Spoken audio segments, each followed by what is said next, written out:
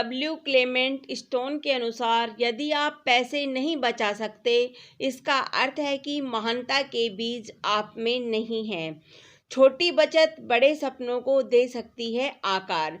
जीवन के बुरे दिनों से निपटने के लिए बचत महत्वपूर्ण होती है। खास तौर पर यह तब बड़ा सहारा बनती है जब बीमारी, नौकरी, विकलांगता या बुढ़ापे जैसे कई कारणों से पैसे कमा लेना मुश्किल हो जाता है। आज के दौर में बचत इतना महत्वपूर्ण हो चुकी है कि सरकार इसके लिए आर्थिक साक्षरता का अभियान चला रही है। बैंक भी बचत को प्रोत्साहित करने के लिए शिविर लगाकर लोगों को जागरूक करते हैं। छोटी छोटी बचत से बड़े सपनों को आकार दिया जा सकता है। इसी के मद्देनजर हर साल दुनिया भर में 31 अक्टूबर को विश्व बचत दिवस मनाया जाता है। 31 अक्टूबर 1984 को तत्कालीन प्रधानमंत्री इंदिरा गांधी के निधन के कारण सारे भारत में विश्व बचत दिवस हर साल 30 अक्टूबर को मनाया जाता है। प्रथम अंतर्राष्ट्रीय बचत कांग्रेस का आयोजन मिलान में किया गया था। इटली ने वर्ष 1924 में 31 अक्टूबर को विश्व बचत दिवस के रूप में मनाने की घोषणा की थी। इस दिवस को मनाने का उद्देश्य हमारे व्यवहार को बचत की दिशा में बदलना तथा हमें लगातार धन के महत्व की याद दिलाना है। बचत की आदत व्यक्ति के साथ साथ देश को भी खुशहाल भविष्य की ओर ले जाता है। हालांकि बचत की आदत भारतीय समाज की एक विशेषता रही है। हमारे माता पिता बचपन के दिनों से ही हमें धन के महत्व एवं बचत करने की जरूरत के बारे में सिखाते हैं। बचपन और गुल्लक का नाता बड़ा पुराना है। हमें बचपन में जो पैसे मिलते थे उनमें से कुछ सहेज लेते थे। इस आदत को बनाए रखने की जरूरत है।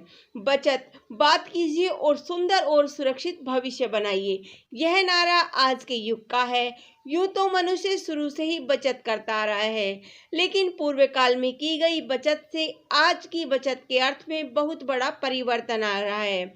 भूखा या अधपेट रहकर बचत नहीं करनी है, परंतु फिजूल खर्ची पर अवश्य रोक लगानी है। आजकल तो बिजली और पानी की बचत की ओर समाज का ध्यान आकर्षित किया जा रहा है। दरअसल बचत एक प्रवृत्ति है जो मनुष्य को संयमित और सुखी जीवन बिताने की ओर संकेत करती है। बचत करने का आज का अर्थ है राष्ट्र या देश की सेवा करना। आज अर्थतंत्र का युग है। अर्थ को किसी तिजोरी, गड्ढे आदि में नहीं छिपाया जाए और न ही स्वर्ण खरीद कर उसे जमा कर दिया जाए।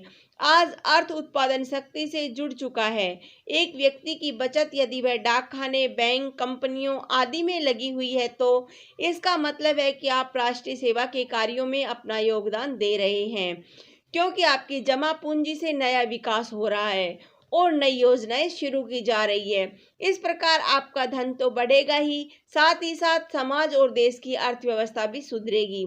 बचत की आदत सुखी जीवन का आधार है। उतना ही खर्च कीजिए जितनी की आवश्यकता है। फिजूल खर्ची पर न केवल आपके लिए कष्टदायक सिद्ध हो सकती है, अपितु सारे समाज व राष्ट्र के लिए भी हानिकारक सिद्ध हो सकती है। सवाल यह नहीं है कि बचत राशि जमा करने पर पुरस्कार मिले। मुख्य सवाल यह है कि किस प्रकार मैं अपनी सरकार, देश और जनता की सेवा कर सकूंगा और मेरा यह कार्य राष्ट्र हित में होगा। क्या आपको अपने राष्ट्र से प्रेम नहीं है? क्या आप अपने देश को खुशहाल और समृद्ध नहीं देखना चाहते? यदि हाँ, तो आपको भी बचत अभियान में अपने स्तर पर भाग लेना चाहिए। प्रश्न यह हो सकता है कि बचत कैसे करें? इसके लिए कुछ सुझाव प्रस्तुत कर रही हूँ। आप जिस स्थिति में हैं, पहले स्वयं ही उसका विश्लेषण करें। पता करें कि क्या आप चाट पकौड़ी खाते हैं? क्या आपको धूम्रपान का शौक है? क्या आप हर सप्ताह सिनेमा देखते हैं? क्या आपको अन्य कोई शौक है? इसके बाद विचार करें कि आप इनमें से किस किस में क्या बचत कर सकते हैं। आप सभी में नहीं, कतिपय मदों में बचत शुरू करें और देखें कि आपको कैसा अनुभव हो रहा है। ज्यों-ज्यों बचत राशि अधिक जमा होने लगेगी, त्यों-त्यों आपकी स्वतः बचत की आदत बढ़ती जाएगी और इसी के साथ आप समय जो अपने आप में स्वयं धन है का भी सदुपयोग कर सकेंगे।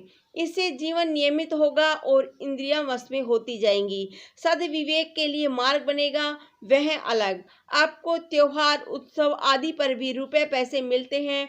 आप अपने अवकाश के समय में भी कोई कार्य कर सकते हैं, किसी कुटीर धंधे से भी जुड़ सकते हैं। कहने का आशय यह है कि आप समय का सदुपयोग करके कुछ धन अर्जित कर सकते हैं और इसका प्रयोग बचत में कर सकते हैं। बचत राशि आपके सपनों को पूरा करने में मदद करेगी। इस राशि से आवश्यकता पड़ने पर आप अपना रुका हुआ कार्य कर सकते हैं। अपनी पढ़ाई का खर्च स्वयं निकाल सकते हैं। उच्च शिक्षा पाने में रुपए की कमी को भी पूरा कर सकते हैं। आपका भविष्य इस तरह सुरक्षित रहेगा। महात्मा गांधी तो आलपिन की जगह बबूल के कांटों का प्रयोग करते थे। वह छोटे से छोटे कागज का प्रयोग करने में भी नहीं चूकते थे। मितव्ययिता जीवन की सफलता की कुंजी है। मनुष्य के जीवन की सार्थकता उसी में है कि वह समाज से कम ले और बदले में उसे अधिक से अधिक दे। समस्त महापुरुषों के जीवन का निचोड़ यही रहा है कि उन्होंने अपना जीवन समाज के लिए अर्पित कर दिया है। वे सभी मितव्ययी हुए हैं जिन्होंने अपने कम से कम व्यय किया है। उन्होंने स्वावलंबी जीवन जिया है। साथियों, बचत को एक आदत बनाएं। कहा गया है कि बूंद बूंद से घड़ा भरता है। तो आइए आज से ही आप घड़े में बूंद बूंद डालना शुरू कीजिए और बचत कीजिए। धन्यवाद। जय हिंद, जय भारत।